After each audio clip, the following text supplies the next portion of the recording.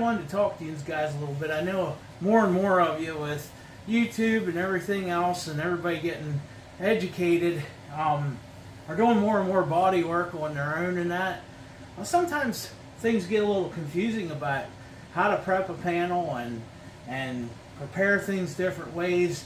And of course, you can always strip it to the bare metal and just start all over, and, you know, just do your thing, do your body work, and paint and prime and all that. But sometimes it's not 100% necessary to do that if you're trying to save a little bit of money.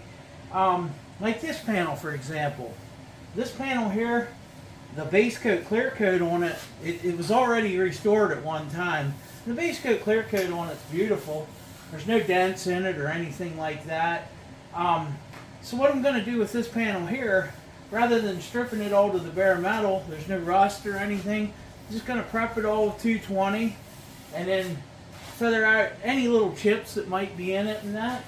And then we're going to just take it, we're going to seal it with a good coat of epoxy sealer, and we're going to go ahead and paint right on top of that. There's not a thing wrong with doing that as long as you know what the underbase is. I do know what the underbase of this is, and it's a modern, like I said, base coat, clear coat underbase. There's not a thing wrong with doing that. It'll save you a few steps, and it's a good base to work off of. Now, here's the same truck. This is a little different. We still got the modern base coat, clear coat, but this thing is just basically beat. I mean, there's dents everywhere, there's chips everywhere. Now, on a piece like this, there's no way I would try to even waste my time with like 220, feathering anything out. What we're going to do is we're going to strip this whole thing to the bare metal. We're going to fix the dents. We're going to do full prime. Then we're going to sand that primer. And then we're going to seal it and paint it. So that's the difference that I was trying to explain to you. You could save yourself a couple steps if you know, again, what the base is that you're working with. Like I said, this is a properly prepared base coat, clear coat. I can work on top of this. There's no need to strip it to the bare metal. This, when you add up all the scratches, dings, dents, everything through it, you gotta strip it to the bare metal and start over. You just have to. There's no in between on something like that. So I hope that helps a little bit. Explain some of the differences you can get away with. I don't know if you want to call it cutting corners. I don't feel like that's quite the right word to use, but it's a little bit of a time saver. Let's put it that way. There's absolutely nothing wrong with using a good base to sand on and continue doing your paint work on. Whereas, like I said, something like this, if you're going to do body work here, here, here, here, here, you need to get all this paint off and put your filler right on the bare metal and then prime it and seal it and paint it. That's the only way to do it right. So I hope that helps a little bit, and that's it for now.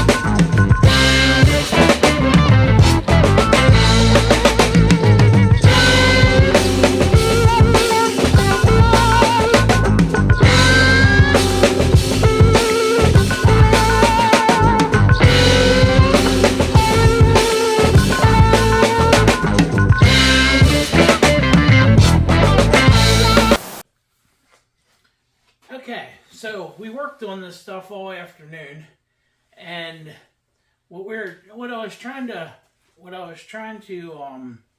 differentiate between is how you prep different pieces and save yourself a little time and money without cutting corners.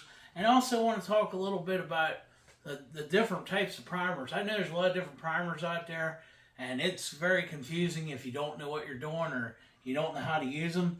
So I'm not really going to concentrate on the brands. I use PPG almost exclusively, but we're not going to talk about that so much. It's more about what it is and what it's used for.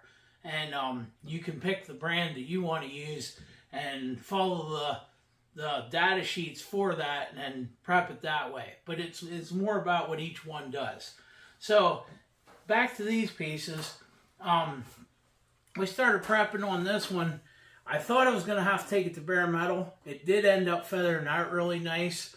So we got like, I don't know, 50% of it in bare metal. We got in bare metal where we have to do body work. It's going to be fine. So what now? That's the next question. So you have it all done like this. It's all sanded with 80 grit. What would you do next? So the thing of it is with it now is I would clean it off. I'd start because my hands are dirty. This is dirty. Everything needs cleaned off. The body work would be all finished. It would be all feeling smooth. Like I said, it's finished out with 80 grit. What would you do next? Well, after that step, you would use a primer surfacer on it. Okay? And a primer surfacer will make it's a really thick coating that makes it really nice to sand. And that's what you're going to use to finish out, make it real smooth, make it paint ready. So what you would do is you'd spray a couple coats of primer surfacer on it, and then you'd follow it after that with a sealer, and then your paint. Now here was the one that we talked about that saved a little bit of time, because the base coat on this was so nice and there was hardly any chips or anything. What we were able to do with this one is you would skip the primer surfacer. There's no need to primer surface this. It's beautiful. Now what we did do, instead of prepping it with 80 grit, we prepped it with 220. So it's very nice and smooth. It's all ready to go. And what that does is that lets you come in with what they call a sealer. So this is a 2K urethane sealer. So you would put a coat of this on, let it flash, and what that does is it seals down your old paint work, and then that gives you a surface to put your new paint onto, be it base coat, clear coat, or single stage. Put it down on it. So the difference between this and that one, iterate again, is this one would just get the sealer on it, and then it would be, you wouldn't sand it or anything after that. You would just have it all cleaned up, have it prepped, seal it, and then let that flash, and then follow it with your paint. This one, you're going to put primer surfacer on it. You're going to sand that primer surfacer. You're going to get the whole thing perfect with 220. Okay? Once you have the whole thing perfect and feeling like this with 220, then you're able to go ahead and seal it and finish it. Okay? And that's the difference. It's not cutting corners. It's just you're saving a little bit of time. You're saving the customer a little bit of money because you're not doing things that you wouldn't normally need to do. Like I said, this finish is beautiful. There's no reason to take it off. This is more how they would refinish in a collision shop. When you take your vehicle in for an accident or something, this is more what they do. This is more restoration work here. Okay, so the next question would be, say the paint was really bad on this, and we had to take the whole thing down to bare metal completely. When I first started talking at the beginning of this video, I was almost sure that's what we were going to have to do. But like I said, because the prep work was done accordingly the first time, it sanded right out. It's beautiful. There's no reason to. So we didn't. But let's pretend for a minute we did. So let's say we had to take this whole thing down to the bare metal. What would you do? Well, here's where you add an extra step. This is this primer. This is an epoxy primer. So the first thing you would do is you would have it sanded with 80 grit. Let's pretend it's all in bare metal. You would coat this thing with epoxy primer. Put 1 to 2 coats on. Like I said, follow your can, follow whatever brand you're using, and go by what they're telling you. But you would put that on. Now, epoxy primer is not a very easy sanding primer. So what you want to do is you want to put that on. You want to let it flash, and you can follow it with urethane primer, or you can let it set. If it sets for a day or two, I think longer than 24 hours, most of them are, you have to scuff it. It is a little bit of a bear to scuff, but it is sandable. Get it scuffed up a little bit, and then follow it with your urethane primer, which is very sandable. And then after you get your urethane primer done, then you would follow it with your sealer before you paint it. So it's just, you got to kind of look at each piece, and you kind of vary what you're doing based off of what you're working with.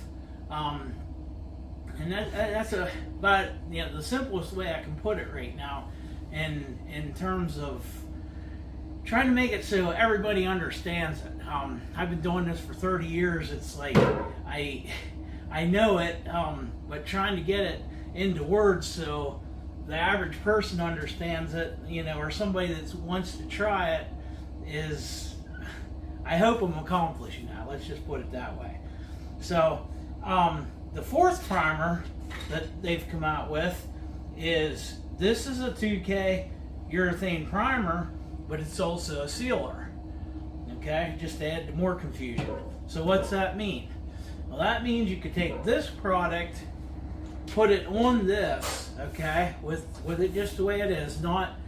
You wouldn't want to do it if it was all in bare metal, because it's then recommended to go over a complete bare metal panel. But say it was just this way, the way it is right now, prepped in 80 grit, do your body work, you could actually put this urethane primer on it, sand that urethane primer, and then you have a couple of choices actually. You could actually, if you didn't sand through it in a bunch of areas and it was smooth, you could just go ahead and paint it. If you did sand through it, then you could mix another batch of this up in another coat, put out over it again, let that dry, and then follow it with your base coat, clear coat, or single stage, or whatever you want to use, whatever you choose to use.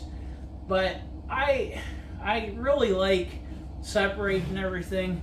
I like these three products the best. Not so much the brand. Like I said, I do use PPG, but it's more about what they're for. The epoxy, just think of the epoxy as your glue. That's when you're down to totally nothing, down to your bare metal. You got to get something back on there. It's your foundation of your house. Okay? That's the best way I can put it. That's your foundation. After you get that one on, then your urethane is your very sandable primer, very easily sandable. You do that, that's kind of your I don't know how you want to say it. It's your sculpting, if you will. You use it to make everything smooth, make everything perfect, and get the surface beautiful. Okay? And then after that, then I follow it with a dedicated sealer. Like I said, I like to use a dedicated sealer. I'm a little old school like that. That's the way I was always taught, and that's the way I do it. That way, if there's anything that you cut through when you're sanding your primer surfacer, like if you have a little edge cut through or something, it's not a big deal, because when you seal it with your sealer, that's going to cover it up and protect that metal. A sealer is not made to protect large areas of metal, but like a cut through on the edge or something is perfectly fine. And that's exactly what this does. This is also, sealer is non-sanding. So you treat this like paint. So when you're all ready and you have that part all prepped and it's all smoothed out with your urethane primer, when you're putting your coat of sealer on, think of that like you're starting your paint job, because you are. You're going to come in, you're going to have it all cleaned and prepped, and you're going to hit it with a coat of sealer, and you're going to watch that flash off. You don't sand this or anything. The only way you would sand this is if you got like a piece of dirt or something in it, and then you could take and like sand a dirt nib or something out of it. But it's tough to sand. It's not made to be sanded. Okay? So you would seal it. That seals down all the old work, covers up any cut throughs, and gets you prepped ready for paint. Okay, your urethane primer, like I said, it's very easy to sand. This stuff's like sanding drywall mud. If you ever had to do that, it's about that easy. It builds up real nice. That's what you do your sculpting with. This, again, your epoxy primer, that's your foundation. If you're down to bare metal or you've got a lot of bare metal showing and you're not sure, put a coat of epoxy on it first. Do yourself a favor. Take and seal that up. That, like I said, it's the glue to make everything else stick. And this one, like I said, if you have small part, you're trying to save a little bit of time and money, that's not a bad way to go, you know. But like I said, I like to use 3 different dedicated products. Like I said, I'm a little bit old school like that. So I don't know if I helped anybody, or my hope is that I did. You know, maybe I just confused you more. Maybe if nothing else, you know, ask questions and you'll know what questions to ask.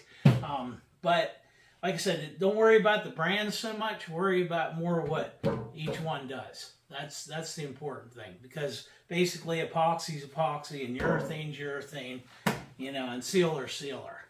So I guess that's about it.